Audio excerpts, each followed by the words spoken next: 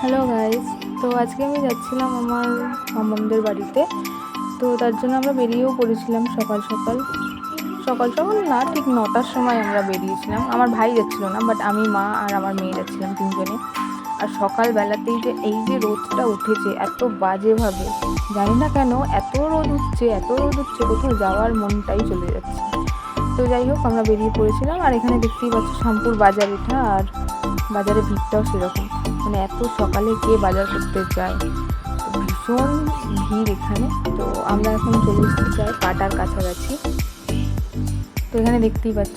আর এইটা হচ্ছে আমাদের বাটা। এখানে আমরা আসি বাটা রিভার সাইডে ঘুরতে। যখন আমি এখানে আসি, কারণ সবসময় তো এখানে আমি থাকি না, আগে থাকতাম, এখন আর থাকি না। যেহেতু থাকি না তাই আর আসাও হয় না। অনেক বছর আগে প্রায় এসেছিলাম, মনে হয় ভুলেও গেছি আমি কবে এসেছিলাম। তো এখানে দেখতে পাচ্ছ, এখান থেকে আমরা যাব এখন ডাকঘর। আবার ওখান থেকে অটো, প্রায় 2-3টে অটো লাগে যাওয়ার জন্য। তো আমরা বেরিয়ে পড়েছিলাম ওই জন্যই। তো ফাইনালি অটোতে কেউ ছিল না, আর আমরা তিনজনেই ছিলাম, কারণ অটোতে যা গরম কি বলবো, বসাও যাচ্ছিল না। আর এখানে গরমে আমার অবস্থা দেখো। আর ফার্স্ট টাইম আমি মাস্ক ছাড়া বেরিয়েছিলাম, তো আরও বিরক্ত লাগছিলো ওই জন্য, কারণ আমি মাস্কটা পরেই বেরোতে খুব কমফর্টেবল ফিল করি।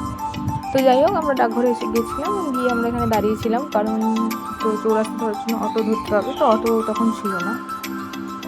তো তারপরে অটো এলো, আমরা দাঁড়িয়েছিলাম অনেকক্ষণ, প্রায় 10-20 মিনিট দাঁড়ানোর পরে অটো এলো। তারপর আমরা উঠে পড়েছিলাম অটোতে। তো এখন আমরা যাচ্ছি আবার চৌরাস্তা। তো এখানে দেখতেই পাচ্ছ, এত রোদে সকালবেলা যে যার কাজে সব বেরিয়ে পড়েছে। আর আমাদেরই শুধু কাজ নেই, আমি শুধু ঘুরতে বেরিয়েছি এত রোদে।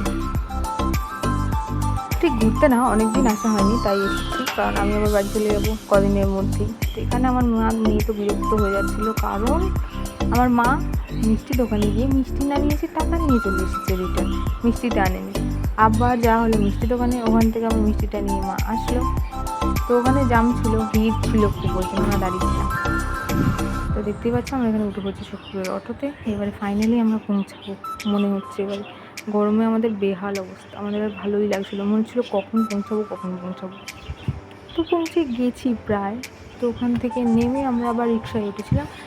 ভেতরে কমই রাস্তা, 10-15 মিনিট লাগে, বাট এত রোদেতে আর হাঁটতে ইচ্ছা হচ্ছিলো না, তাই 10-15 মিনিটের মধ্যেই চলে গিয়েছিলাম।